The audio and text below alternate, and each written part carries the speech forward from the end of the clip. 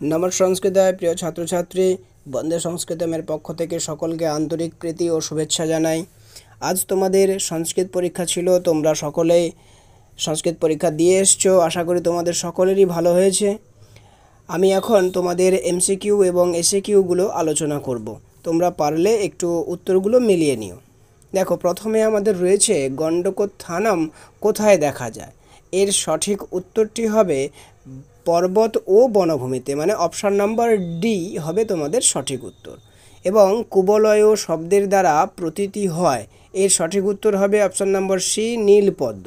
এরপরে রয়েছে চিনাংশুক কি বস্ত্র বা রেশমের বস্ত্র।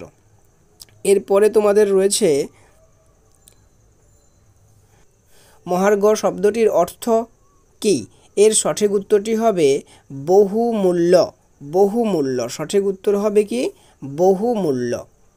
এবং এরপরে রয়েছে 5 দাগে কর্মযোগ শ্রীমদ্ ভগবদ্গীতার কোন অধ্যায়ে রয়েছে। এর সঠিক উত্তর হবে 3য় অধ্যায়, অপশন নাম্বার ডি।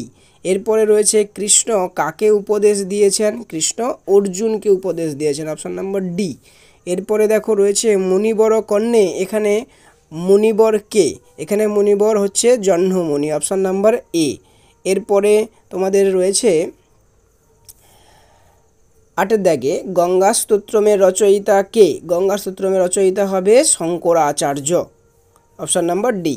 এরপরে নাট্যাংশ থেকে রয়েছে কুহু শব্দের অর্থ কি। কুহু শব্দের অর্থ হচ্ছে অমাবস্যা, অপশন নাম্বার সি। এরপরে রয়েছে কথয় বাসু কে। বাসু এখানে হচ্ছে কৌমুদী, অপশন নাম্বার এ হচ্ছে সঠিক উত্তর। এরপরে রয়েছে শশাঙ্ক শব্দের প্রতিশব্দ কি। শশাঙ্ক শব্দের প্রতিশব্দ হচ্ছে চন্দ্র, অপশন নাম্বার সি হবে সঠিক উত্তর। অপশন নাম্বার ডি হবে সঠিক উত্তর, চন্দ্র। এরপরে দেখো তোমাদের রয়েছে সাধয়াম শব্দের প্রতিশব্দ হলো কি না গচ্ছামহ, অপশন নাম্বার এ হবে সঠিক উত্তর। এরপরে রয়েছে সাহিত্যের ইতিহাস থেকে। তো এখানে বলেছে আর্যভট্ট কে ছিলেন। এটা হবে জ্যোতির্বিদ, অর্থাৎ অপশন নাম্বার বি হবে সঠিক উত্তর। এরপরে রয়েছে বরাহমিহির রচিত গ্রন্থটির নাম কি। বরাহমিহির রচিত গ্রন্থটির নাম হচ্ছে কি বৃহৎ সংহিতা, অর্থাৎ অপশন নাম্বার ডি হবে সঠিক উত্তর। এরপরে রয়েছে মৃচ্ছকটিকম কে লিখেছিলেন। অপশন নাম্বার সি হবে সঠিক উত্তর, শূদ্রক লিখেছিলেন মৃচ্ছকটিকম। এরপরে আমরা আলোচনা করব এসএকিউর উত্তরগুলো। তো দেখো, এখানে এসএকিউর প্রথমে রয়েছে কুলস্ত্রীদের কাদের সঙ্গে তুলনা করা হয়, বা কুলস্ত্রীদের সঙ্গে কার তুলনা করা হয়েছে। এখানে সঠিক উত্তরটি হবে গৌরী, অর্থাৎ পার্বতী, গৌরীর সঙ্গে তুলনা করা হয়েছে। এরপরে রয়েছে দ্বিতীয় দাগে যে আর্যাবর্ত কেমন রাজ্য ছিল। আর্যাবর্ত শোভন রাজ্য ছিল, সঠিক উত্তর হবে কি শোভন রাজ্য ছিল। এরপরে তৃতীয় দাগে রয়েছে যে বনগত গুহা পাঠ্যাংশের উৎস গ্রন্থের নাম কি। বনগত গুহা পাঠ্যাংশের উৎস গ্রন্থের নাম কি চৌরচত্বারিংশী কথা। এরপরে বিপিনম শব্দের অর্থ কি। বিপিনম শব্দের অর্থ হবে বন, কেমন।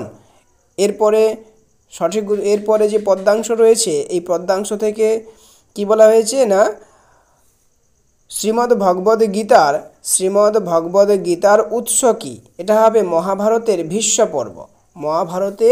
ভীষ্ম পর্ব। এরপরে রয়েছে শূন্যস্থান পূরণ করো। এটাতে রয়েছে কর্মণ্যৈব হি সংসিদ্ধিম আস্থিতা। এটা সঠিক উত্তরটি হবে জনকাদয়। এই শূন্যস্থানে কি হবে জনকাদয়। কর্মণ্যৈব হি সংসিদ্ধিম আস্থিতা জনকাদয়। এরপরে রয়েছে দেখো গঙ্গাকে নরক নিবারিণী বলা হয়েছে কেন। গঙ্গাকে নরক নিবারিণী বলা হয়েছে কেন না নরকাগামী মানুষকে নিবারণকারীর জন্য বা নিবারণ করার জন্য গঙ্গাকে নরক নিবারিণী বলা হয়েছে। এরপরে দেখো রয়েছে খণ্ডিত গিরিবর কি। খণ্ডিত গিরিবর, এখানে গিরিবর কে। গিরিবর শব্দের অর্থ হবে বা গিরিবর হচ্ছে হিমালয়, সঠিক উত্তরটি কি হবে হিমালয়। এরপরে তোমাদের রয়েছে রাজার বিবাহের আর কত দিন বাকি? আর 4 দিন বাকি। রাজার বিবাহকে আর 4 দিন বাকি। এরপরে রয়েছে বৈবস্যৎ নগরম শব্দের অর্থ কি? বৈবস্যৎ নগরম শব্দের অর্থ কি? না যমলোক। বৈবস্যৎ নগরম শব্দের অর্থ হচ্ছে যমলোক। এরপরে কনক লেখা হচ্ছে রাজা ইন্দ্রবর্মার কি প্রেমিকা, রাজা ইন্দ্রবর্মার প্রেমিকা। এরপরে রয়েছে তদর্থং জীবিতমপি তজ্জেয়ম উক্তিটির বক্তা কে? উক্তিটির বক্তা কে হবে? কৌমুদী হবে। উক্তিটির বক্তা হবে কৌমুদী। এরপরে তোমাদের রয়েছে সাহিত্যের ইতিহাস। এই সাহিত্যের ইতিহাসে বলা হয়েছে কালিদাস বিরচিত যে কোনো একটি কাব্যের নাম বলো। এটা হবে অভিজ্ঞান শকুন্তলম, মেঘদূতম, এগুলো যে কোনো একটি কাব্য। অভিজ্ঞান শকুন্তলম লিখতে পারো। এরপরে বলেছে ভারতীয় শল্য চিকিৎসা বিষয়ক একটি গ্রন্থের নাম কি? সুশ্রুত সংহিতা। এরপরে রয়েছে বিশাখ দত্ত রচিত একটি নাটকের নাম লেখো। বিশাখ দত্ত রচিত একটি নাটকের নাম কি হবে? মুদ্রা রাক্ষস। এই ছিল তোমাদের এসএকিউ। এরপরে আমি তোমাদের কারকটি নিয়ে আলোচনা করছি। দেখো, কারকে প্রথমে বলা হয়েছে বালকঃ অঙ্গনে ক্রীড়তি। বালকঃ অঙ্গনে ক্রীড়তি, এটা কি হবে? কর্তৃকারকের প্রথমা বিভক্তি হবে। আর সূত্রটা কি হবে? স্বতন্ত্র কর্তা। স্বতন্ত্র কর্তা, এই সূত্রানুসারে বালকঃ পদে কর্তৃকারকের প্রথমা বিভক্তি। এরপরে রয়েছে পিতা পুত্রেণ সহ গচ্ছতি। এখানে দেখো সহ শব্দের যোগ আছে। এখানে দেখতে পাচ্ছি আমরা সহ শব্দের যোগ আছে। তার জন্য আমি বলেছিলাম যে সহ শব্দের যোগ থাকলে সহযুক্ত অপ্রধানে হবে, আর কর্মণকারকের তৃতীয়া বিভক্তি হবে। তাহলে এখানে সূত্র আমি লিখব কি? না সহযুক্ত অপ্রধানে, এই সূত্রানুসারে করণকারকের তৃতীয়া বিভক্তি হয়েছে। এরপরে দেখো, এরপরে রয়েছে মধ্যং রসগোল্লকম রোচতে। মধ্যং রসগোল্লকম রোচতে, মানে এখানে রোচ ধাতুর প্রয়োগ রয়েছে, যার কারণে মধ্যং পদটা কী হবে? সম্প্রদানে চতুর্থী হবে, এবং এটার সূত্রটা হবে রুচ্যর্থানাং প্রিয়মানঃ। রুচ্যর্থানাং প্রিয়মানঃ। এরপরে দেখো ডি এর দাগে রয়েছে রাজা প্রাসাদাৎ প্রেক্ষ্যতে। রাজা প্রাসাদ হইতে দেখছে, প্রেক্ষ্যতে প্রাসাদাৎ, এটা হবে লবলপে পঞ্চমী কর্মণ্যাধিকরণে চ। লবলপে কর্মণ্যাধিকরণে চ, এই সূত্রানুসারে অপাদান কারকের পঞ্চমী বিভক্তি। অপাদান কারকের পঞ্চমী বিভক্তি।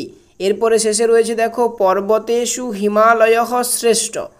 এটা কি হবে? না অনেক পর্বতের থেকে একটি পর্বতকে বেছে নেওয়া হয়েছে, পর্বতেষু আছে, যার কারণে এটা হবে যতশ্চ নির্ধারণম। এই সূত্রানুসারে সম্বন্ধে ষষ্ঠী নয়, এটা হবে অধিকরণে সপ্তমী। অধিকরণে সপ্তমী। পর্বতেষু হিমালয় হচ্ছে শ্রেষ্ঠ, এখানে কি হবে? যতশ্চ নির্ধারণম, এই সূত্রানুসারে অধিকরণে সপ্তমী।